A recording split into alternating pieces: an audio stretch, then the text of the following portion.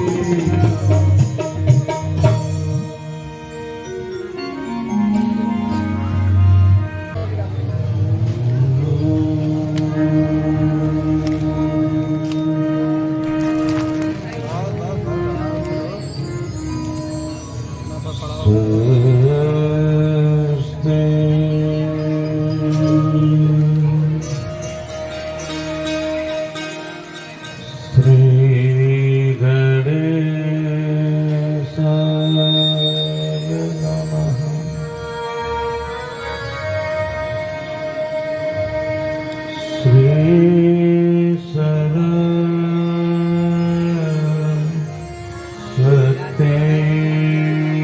नमः।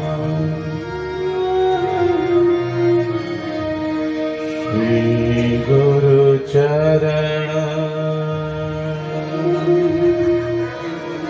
कमलेभ्यो नमः।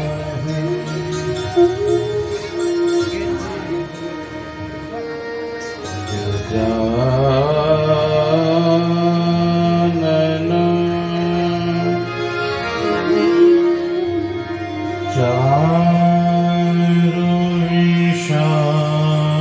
चारुविशालनेत्रम्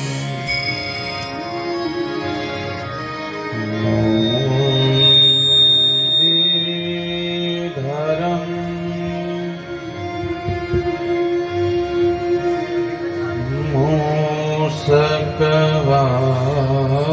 मूषकवाहनं च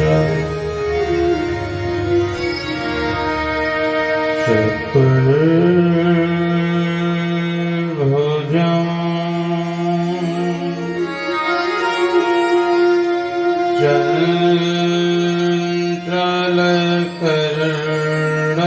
चञ्चलकर्णपत्रम् गणाधिपं गौरीसुतं नमामि। वंशी विभूषितकरान्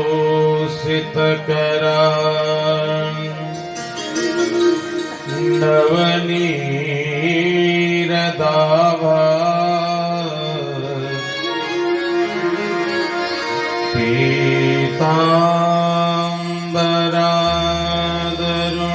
पीताम्बरादरुणबिम्ब फलाधरोष्टा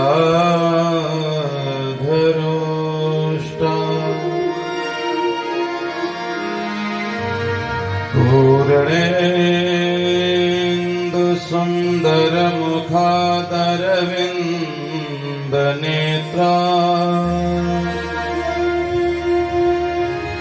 कृष्णात् परं किमपि तत्त्वमहं न जाने।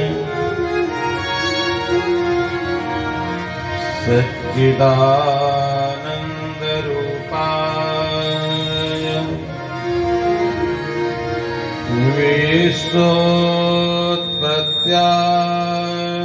विश्वोत्पत्त्यादिहेतवे तापत्रय विनाशाय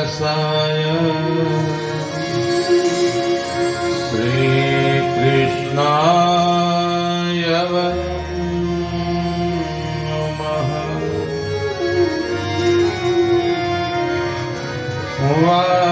वासनाद् वासुदेवस्य वासितं भुवनत्रयम्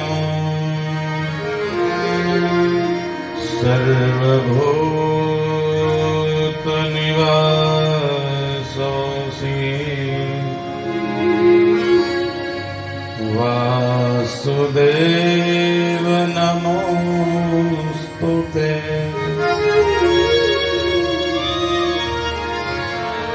नमोऽस्तुते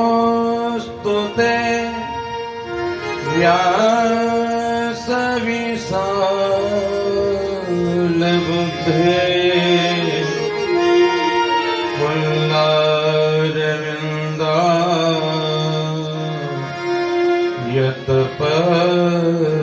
यत्पत्रनेत्रम्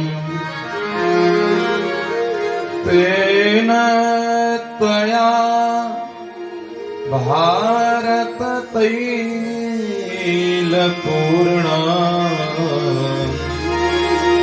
प्रज्वालितो ज्ञानमयः प्रदीपः यं प्रव्रजन्ति तमनपेतमपेतकृत्यम् द्वैपायनो विरहकातर जुहाव पुत्रेति तन्मयतया तरवो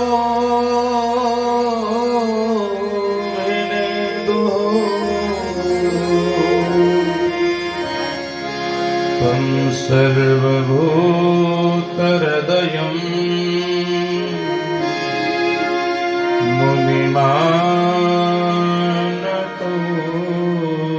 मुनिमानतोऽस्मि या कुन्देन्दुतुषारहारधवला या शुभ्रवस्त्रावृता या वीणावरदण्डमण्डितकरा या श्वेतपद्मासना या ब्रह्माच्युतशङ्करप्रभृतिभिर्देवैः सदा वन्दिता सा मां पातु सरस्वती भगवती निहसे सजा व्यापः योऽन्तः प्रवेश्य मम वाचमिमां प्रसुप्ताम्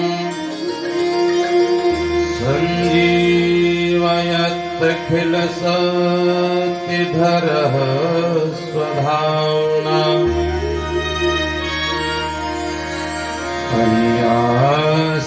अन्यास्तहस्तचरणा श्रवणत्वगादि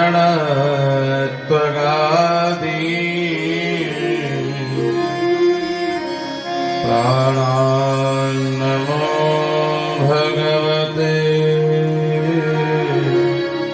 पुरुषाय तुभ्यम्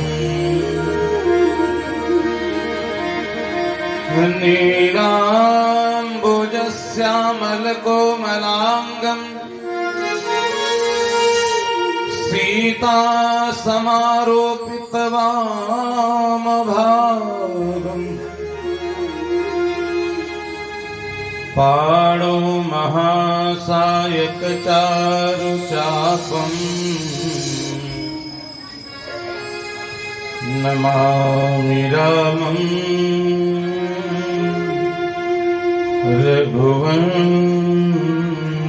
रघुवंशनाथम्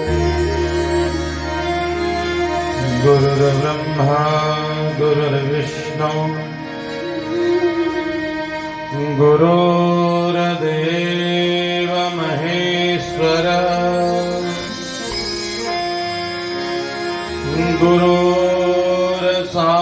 गुरुर्साक्षात् परब्रह्म तस्मै श्री गुरुवे नमः। आइए हनुमंत बिराजिए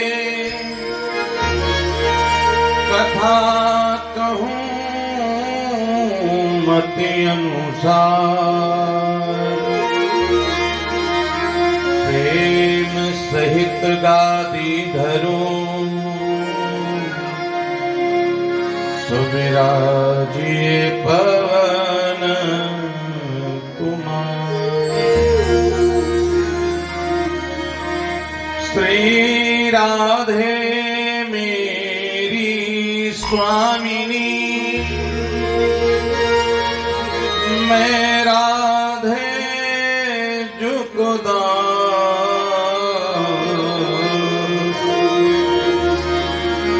जन्म जन्म मोहि दीजियो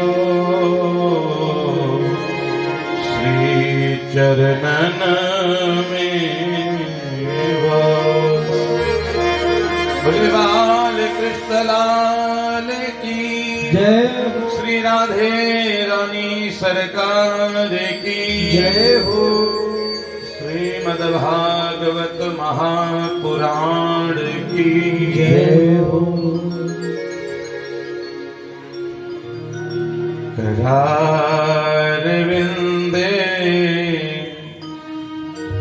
न पदार मुखारविंदे विनवेशयन्तं वटस्य पत्रस्य कुटीशयानं कालं मुकुन्दं मनसा स्मरामि श्रीकृष्ण गोविन्द हरे मुरारे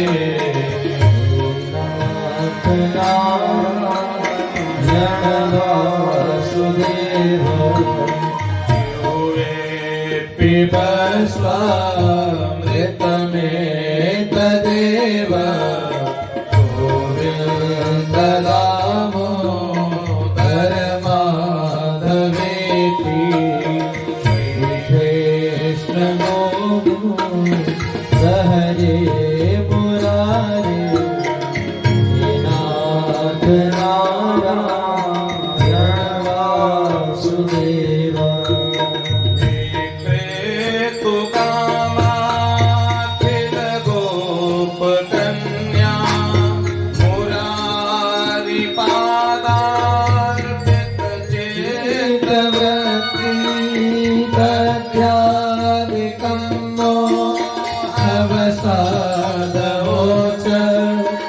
गोविंद दामोदर माधवेति श्रीकृष्ण गोविन्द हरे मुरारे नाथ नारायण वासुदेव।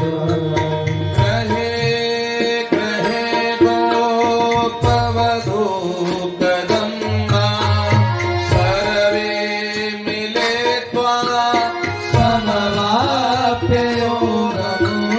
पुण्यानि नामानि पठन्ति नित्यं गोविन्द दामोदर माधवेति श्रीकृष्ण गोविन्द हरे मुरारे नाथ नारायण वासुदेव।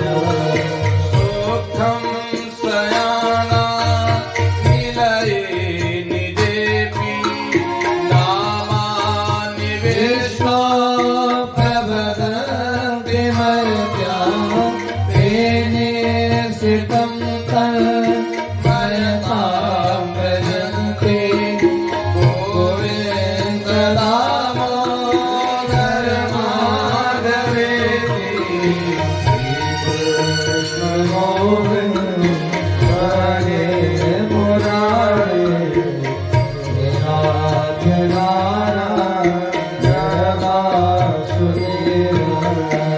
यूये सदैवं भज सुन्दराणि नामानि कृष्णस्य मनोहराणि समस्तभक्ता विनाशनानि गोविन्द दामोदर माधवेति श्रीकृष्ण गोविन्द हरे मुरारे नारायण वासुदेव। सुखावसाने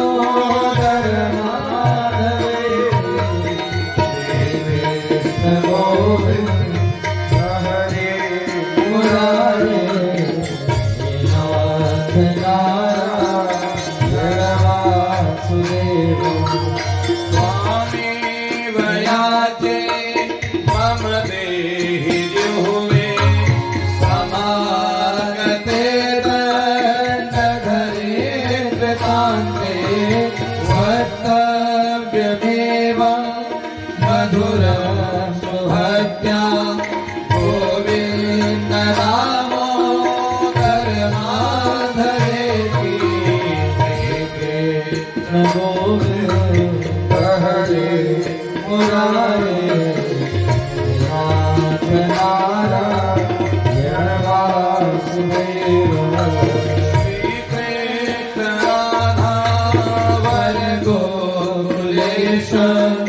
गोपाल गोवर्धननाथ विष्णु विश्वामित्रमेव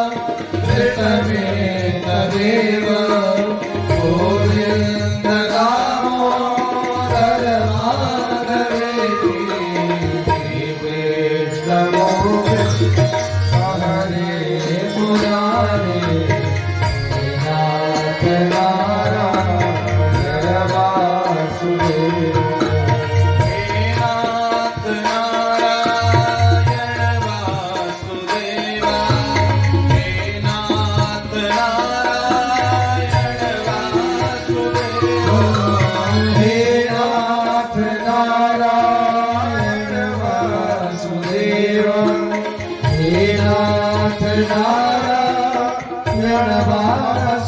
वासुदेव हे नाथ नारायण वासुदेव हे नाथ नारायण वासुदेव हे नाथ नारायण वासुदेव हे नाथ नारायण वासुदेव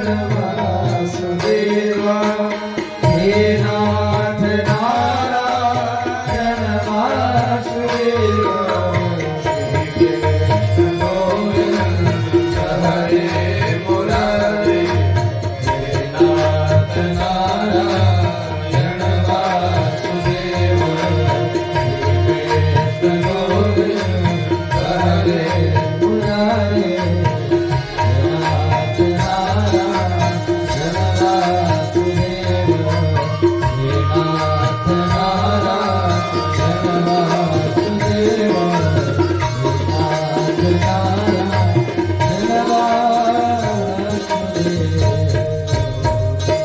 जय जय श्री राम।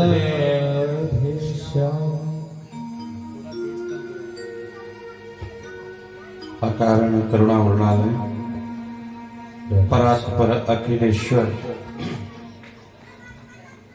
श्री बालकृष्णलाल की वांग्मयी प्रतिमूर्ति श्री श्रीमद् भागवत महापुराण की श्री चरणों में दंडवत प्रणाम करता हुआ किशोरी राधा रानी जिनकी हेतु की कृपा से यह दिव्य भगवत पीठ हमें प्राप्त हुई, ऐसी किशोरी जी के श्री चरणों में दंडवत प्रणाम करता हुआ सम्मुख विराजित यज्ञ मंडपस्थ समस्त देव, पार्श्व में विराजित श्री शिव श्याम मंदिर में भगवत विग्रह के श्री चरणों में दंडवत प्रणाम करता हुआ आप सबके हृदय में जो हमारे ठाकुर जी विद्यमान हैं, नित्य निरंतर आप सबको आनंदित आह्लादित और प्रमुदित करते हैं, ऐसे जो हमारे ठाकुर जी आप सबके हृदय में विद्यमान हैं, उन्हें भी मैं दंडवत प्रणाम करता हूं। आज हम सब चतुर्थ दिवस की कथा में प्रवेश कर रहे हैं और चतुर्थ दिवस ये जो 4 की संख्या है सनातन में बड़ी महत्वपूर्ण है। 4 ही वर्ण हैं, 4 ही अवस्थाएं हैं, 4 ही वेद हैं, 4 ही पुरुषार्थ हैं।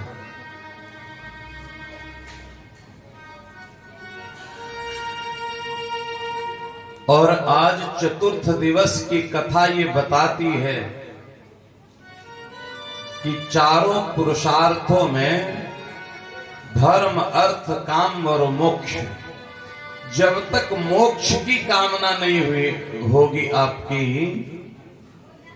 अब कछुनाथ न चाहिए मोरे, दीन दयाल अनुग्रह तोरे। और जिस दिन आपने कह दिया कि अब कुछ नहीं चाहिए, तो भगवान फिर कहते हैं कि जब कुछ नहीं चाहिए तो मैं मिलूंगा। तो 3 दिन तक जो तपश्चर्या की है आपने, कहते हैं बचपन और उसके बाद ईवानी और फिर वृद्धावस्था। तो वृद्धावस्था किसको कहते हैं? जब व्यक्ति परिपक्व हो जाए। तो आज हमारी वो अवस्था है कि ठाकुर जी हमारे ऊपर कृपा करेंगे।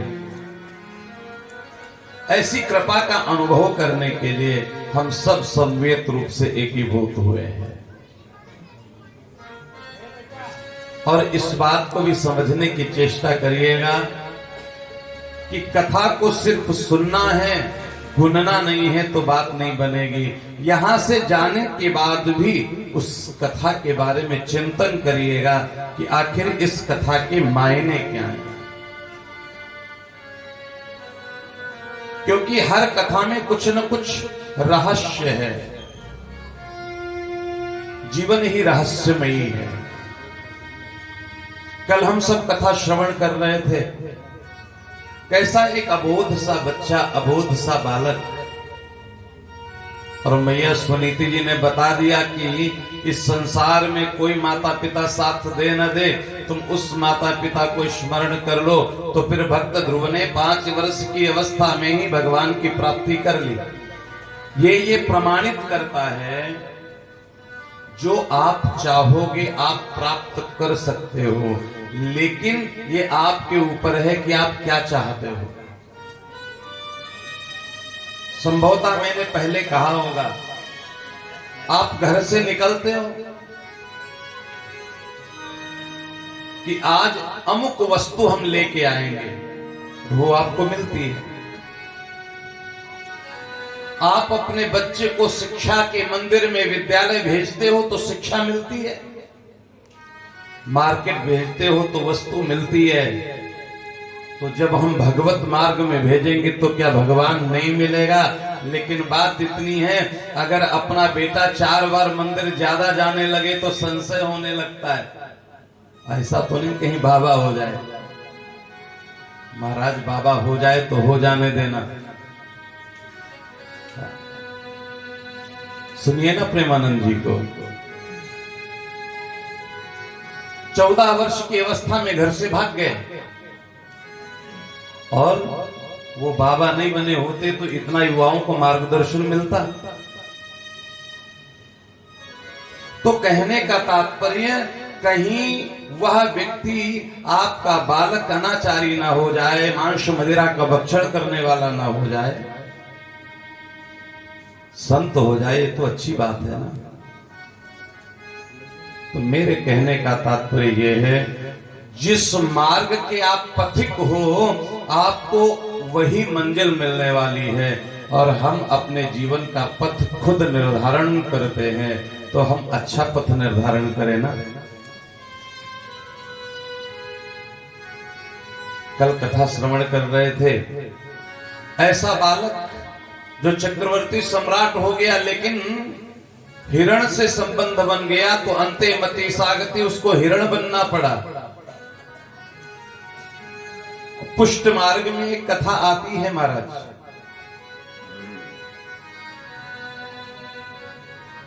राजा परीक्षित जिसे कहते हैं गुरुदेव जी। राजन, कर्मणा कर्म निर्हारो ह्यान्ति इष्यते अविद्वन्द्कारित्वात् प्रायश्चित्तं विमर्शनम्। नरक से मुक्ति पाने के लिए आपको प्रायश्चित करना चाहिए। और सबसे बड़ा प्रायश्चित क्या है कि केचित् केवलया भक्त्या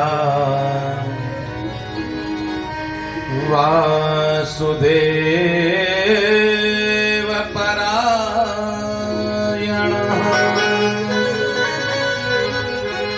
अघं धुन्वन्ति काष्ठेन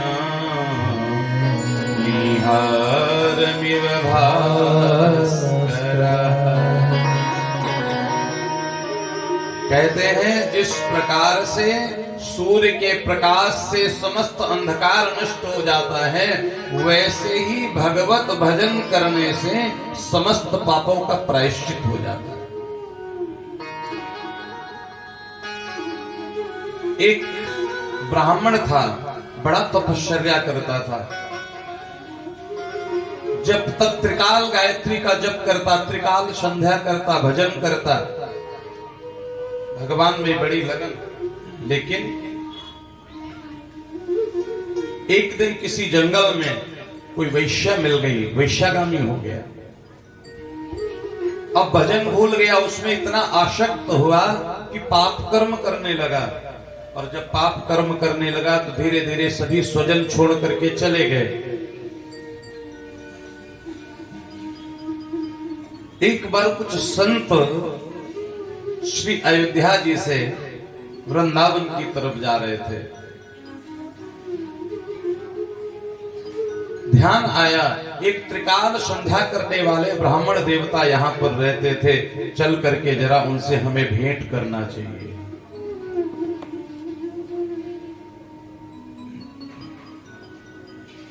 और जब उनके द्वार पर पहुंचे तो वो ब्राह्मण नहीं था, उसका नाम था अजामिल। उसकी पत्नी वही वैश्या घर में थी, छोटे छोटे बालक खेल रहे थे। पूछा, यह अजामिल जी का घर है? जी महात्मा अजामिल जी का घर है। क्यों पूछते हो? बोले आज मार्ग से जा रहे थे, सोचा यही भोजन भजन होगा। एक बार तो उस स्त्री ने कहा कि महाराज यहाँ से पधारो। अब वो अजामिल नहीं रह गए जो संतों को भोजन कराते थे, भजन कराते थे।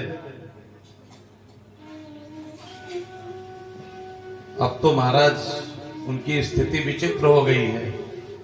लेकिन कभी कभी पापी के अंदर भी सत्कर्म उत्पन्न हो जाता है, पूर्व जन्म के किए गए कृत कर्म के द्वारा। ये तो इसी जन्म में कुछ समय तक पहले बड़ा धर्मात्मा था, तो इसकी पत्नी के पूर्व जन्म के कोई सत्कर्म जागे। उसने कहा, वो तो स्वामी तो नहीं है, लेकिन आप बैठिए, क्या आप मेरे यहाँ भोजन करेंगे? बोले कि नहीं, भोजन कर तो नहीं सकते, लेकिन अगर सीधा दे दो तो अपने आप पका करके, हम लोग स्वपाकी हैं, किसी और के बनाने से भोजन ग्रहण नहीं करते। भोजन इत्यादि दे दिया। उन्होंने भोजन का भोग लगाया और भोग लगा करके महाराज प्रसाद पाया, पा करके बैठे ही थे तो होता क्या है, भोजन के बाद अगर ब्राह्मण संत आपके यहाँ भोजन करे तो दक्षिणा अनिवार्य हो जाती है।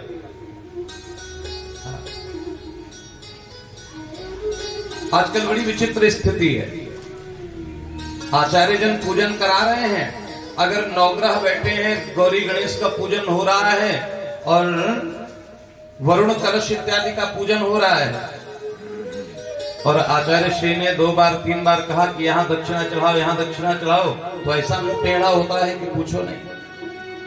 ये पूजन की प्रक्रिया है। षोडशोपचार के पूजन में जिस जिस देव का पूजन करोगे उतनी बार दक्षिणा चढ़ानी पड़ेगी, नहीं तो पूजन मत करो। भाई किसी को भोजन कराओगे और कहोगे नहीं नहीं हम जल तो नहीं पिलाएंगे, ये बात तो नहीं बनेगी। या तो फिर आप पूजन का संकल्प ही मत लीजिए। और मुझे बड़ा अच्छा लगा, हमारी जो परीक्षित जी तो दिखते नहीं शाम को, परीक्षितानी जी तो बड़ा, जब पहले दिन मैंने ध्यान दिया संकल्प हो रहा था, आचार्य जी संकल्प करा रहे थे और उन्होंने कहा यथाशक्ति के द्वारा कथा, तो आपने तुरंत रोका। बोले देखिए शक्ति तो बहुत है, लेकिन आप यथा इच्छा बोलिए, मैं आपकी ईमानदारी का सम्मान करता हूं। शक्ति तो बहुत है। उन्होंने तुरंत कहा झूठा संकल्प मत करिए, मैं यथा शक्ति नहीं कर पाऊंगी, यथा इच्छा करूंगी। ये ठीक बात है, ये गलत नहीं है। आपको 100 नहीं चढ़ाने, आप 1 चढ़ाइए, लेकिन जहां पर जिस गौरम की मर्यादा है उसको तो पूरा करना पड़ेगा। झूठा संकल्प मत, मिथ्या संकल्प नहीं करना चाहिए। अब भोजन की दक्षिणा की बारी आई, तब तक अजामिल महाराज प्रकट हो गया। अरे ये सब बाबा बाराती कहां से? तो एक संत बोले, अरे पहचानता नहीं, हम लोग मिलते थे कभी गंगा के किनारे। बोले छोड़ो, अब गंगा का किनारा मुझे याद नहीं है, अब तो मुझे मंदिरालय दिखता है। बोले कुछ भी दिखता हो, लेकिन पूर्व के जो संस्कार है ये तो याद होगा कि ब्राह्मण को भोजन के बाद कुछ दिया जाता है।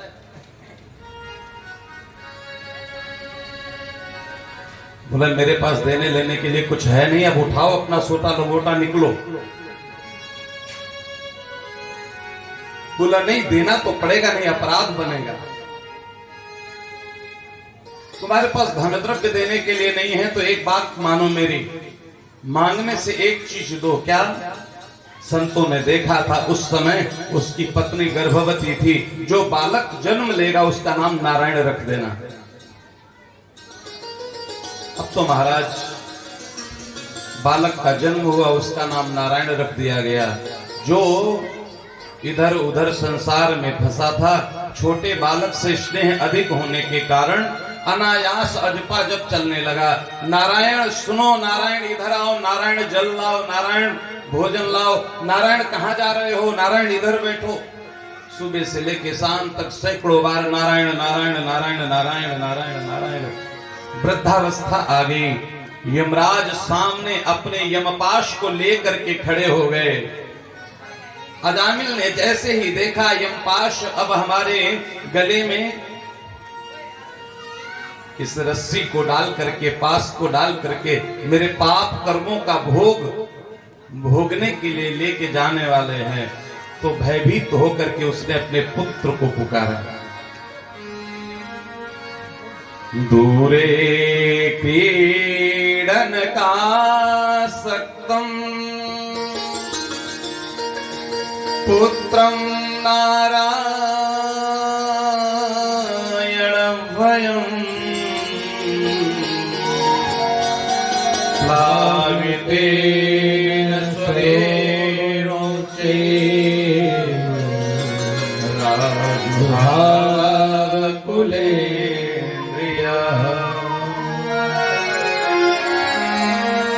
जब प्राण यमराज लेने के लिए सम्मुख दिखाई देने लगे तो दूर क्रीड़ा कर रहा था, बेटा खेल रहा था। और हमेशा जब बोलता था तो बेटा नारायण इधर आओ, भैया नारायण इधर आओ, पुत्र नारायण इधर आओ। लेकिन जब कोई समस्या आती है ना तो संबोधन बदल जाते हैं। अब जितनी देर में बेटा नारायण कहे ना, उसको लगा कि सीधे नाम लेकर के बुलाओ। और ये नहीं कहा पुत्र नारायण, उसने कहा नारायण बचाओ। और जैसे कहा नारायण बचाओ, वैसे ही भगवान के चतुर्भुज पार्षद आए और यमदूतों को वहां से भगाया और इस अजामिल को लेकर के सीधे स्वर्ग चले आए। बोले भक्तवत्सल भगवान की जय हो। सर्वे पद्मपला साक्षात् पीत कौसेयवाससः।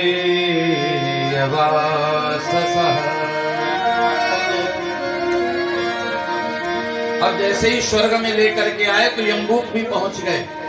यमदूत ने भगवान से निवेदन किया, धर्मराज जी से निवेदन किया कि देखिए आप एक काम की जिम्मेदारी दो लोगों को मत दिया करिए। और ये बहुत खतरनाक चीज होती है। एक ही काम अगर आपने दो लोगों को सौंपा तो फिर गड़बड़ है। क्यों? या तो दोनों उस काम को कर लेंगे और आवश्यकता एक की ही है, और अथवा तो दोनों सोचेंगे ये कर ले या ये कर ले। ज्यादा बार तो यही होता है। हाँ, और ज्यादा बार वाले में बात बिगड़ती है। लेकिन ये भगवान के पार्षद है ना, ये तो स्वयं सब कुछ कर लेना चाहते हैं, ये कर ले वो कर ले, नहीं पहले कौन कर ले। हाँ। यमदूतों ने कहा कि प्रभु या तो चार्ज मेरे पास या तो चार्ज इनके पास। हम लेने के लिए गए, सारी व्यवस्था बनाई और लेकर के ये चले आए, तो हमारी तो दिहाड़ी गई।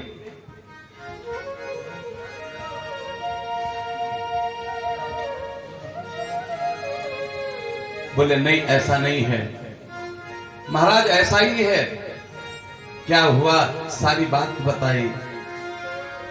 धर्मराज जी समझा रहे हैं, छोटे से छोटा पाप और बड़े से बड़ा पाप करने वाला व्यक्ति भी अगर अंत समय में प्रारब्ध के वश भगवन नाम उच्चारण कर ले, भाव कुभाव अनख आलस हूं, नाम जपत मंगल दिशि दस हूं। हमारे शास्त्रीय परंपरा, हमारे वैदिक परंपरा, हमारी माताओं का छोटा छोटा ज्ञान हमारे कितने काम आता था। जम्हाई आती थी तो क्या कहते थे, राम राम। छींक आ गई तो राम राम। किसी को हाथ पैर कुछ लग गया, भैया राम राम। अब सॉरी, अरे बोलना ही है ना।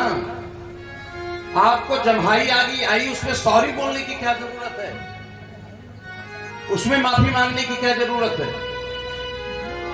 लेकिन ये हमारे दिमाग में धीरे धीरे भरा गया है कि अगर राम राम बोलोगे तो आप बड़े पिछड़े माने जाओगे।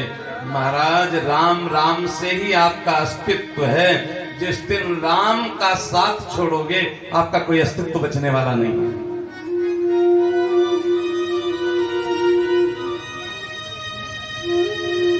और कहा,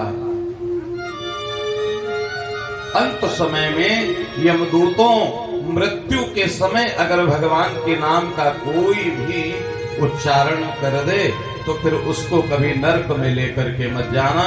अजामिल का उद्धार हो गया।